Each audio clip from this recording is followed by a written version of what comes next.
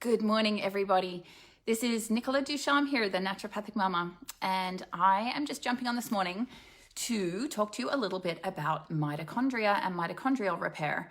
I posted something about it earlier this week and had a few questions, so I thought it was a good opportunity just to talk about that a little bit.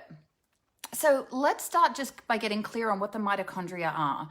The mitochondria are little engines or little powerhouses in the cell that create energy.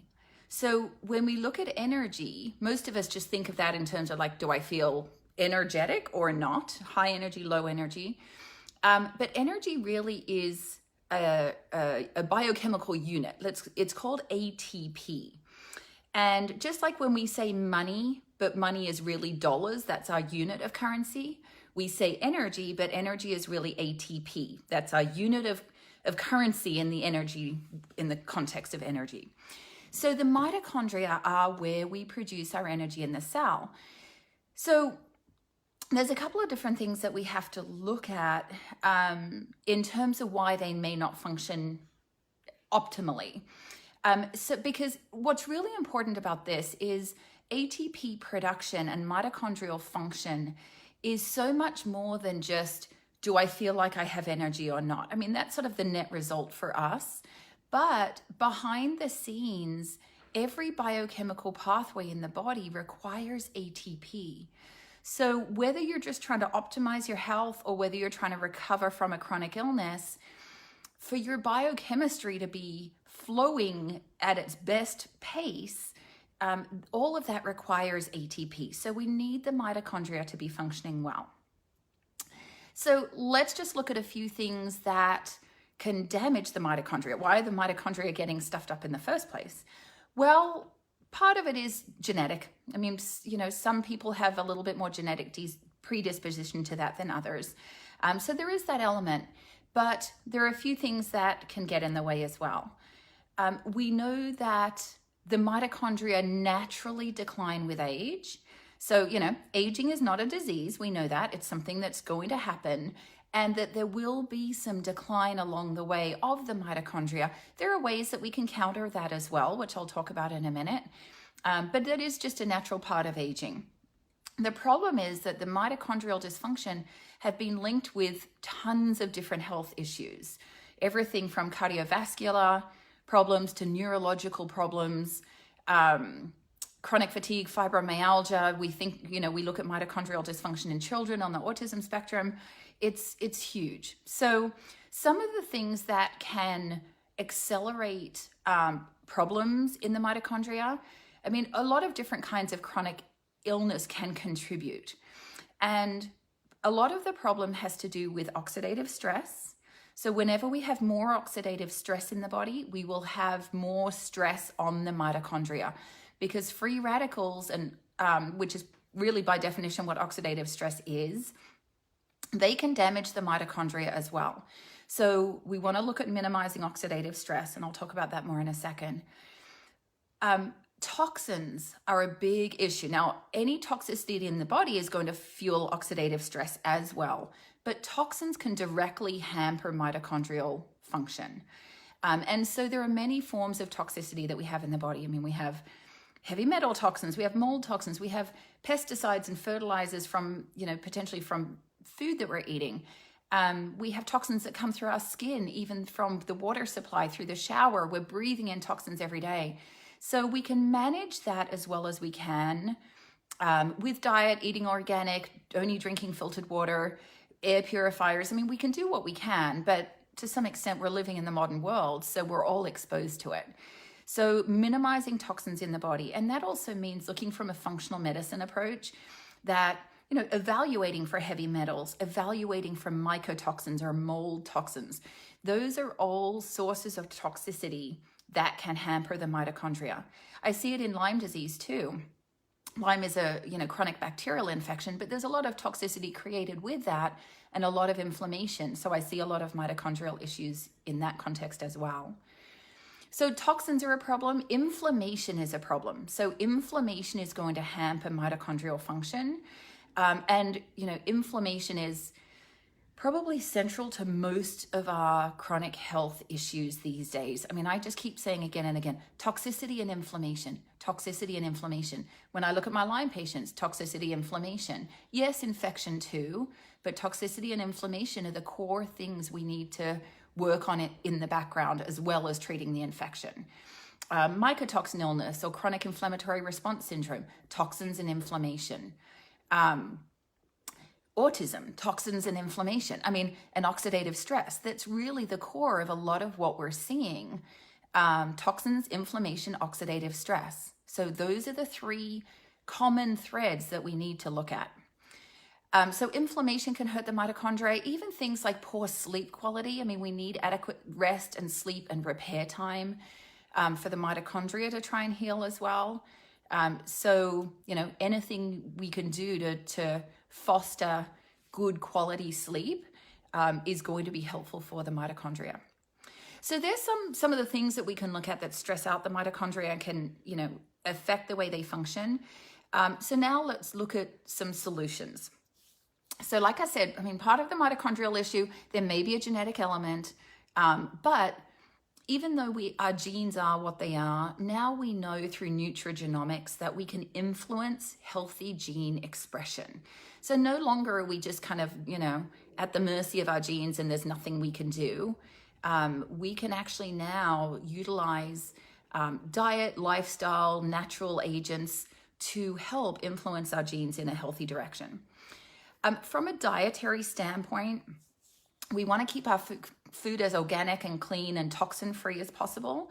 And that includes grass-fed meats, making sure poultry is organic, making sure fish is wild caught, organic produce, even things. So here's another example, because I love my wine. And so I'm starting to try to buy, if not, organic wine all the time, trying to choose wines from Australia or from Europe, just because the wines here, as much as I love them, and I'm a California girl and I love my California cabs, they are loaded with glyphosate and loaded with chemicals. And, I feel like America's probably using, I don't have this as a fact, but my impression is America's probably using more chemicals in their agriculture than any other country. That may or may not be true. But, the more we need to look at all these different elements. And I've known how bad glyphosate is for a long time. And there I was happily, drinking my California wine. And then somebody made a comment about it. And I thought, oh, good Lord, I didn't even really think about that. So just looking at every part of your life, your diet, and just minimizing the toxins and moderating that as much as possible. Reducing sugar intake is important. So that's another thing that we stress for many different reasons. But, minimizing sugar is important for immune function. It's important for a healthy gut flora, and it's certainly important for the mitochondria as well. So that's just one more reason. Good morning, Melissa. Organic where possible. Absolutely. Absolutely. Morning, Dawn. Morning, Mag. How are you? Thanks for hopping on. So the other thing about diet is omega-3 fatty acids. So our mitochondrial membranes are all fats, right? So if we're eating crappy, excuse my language, saturated fats and processed foods and hydrogenated oils, then that's what our cell membranes and our mitochondrial membranes are going to be made up of. And that's not as fluid. It's not going to allow for the flow of things in and out that need to go in and out. So it's true for our sort of whole cell membranes as well. The more we can eat the healthy fats and avoid the saturated fats, the better quality our membranes and our cell organelles, which is what mitochondria is, are going to be. So reducing sugar, eating omega-3s. Sunflower seed is actually good for the mitochondria. It's a source of phosphatidylcholine, which can be supplemented to help with mitochondrial repair. Exercise can be helpful for the mitochondria as well.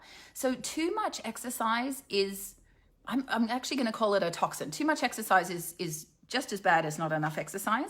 Understanding that people struggling with chronic illness are going to have their own level of ability and capacity for exercise. But there is some evidence that high intensity interval training is helpful for the mitochondria. So I feel like that's a popular thing these days. All Orange Theory classes and all of that, they're all based on high intensity interval training. And there's a few different benefits to that, but that might be helpful for the mitochondria. There is some research that intermittent fasting can help the mitochondria, and that the ketogenic diet can help the mitochondria. So those two things aren't for everybody, but they are things that may be considered in mitochondrial repair. So then, like I said, the keys, we want to reduce oxidative stress because oxidative stress will damage the mitochondria. So one of the ways I do that is the Nerf2 Synergizer, which is a herbal blend that counters oxidative stress. And the research shows an average of 40% reduction in the first 30 days, up to 70% reduction in the first 60 days. So that's a significant reduction in oxidative stress.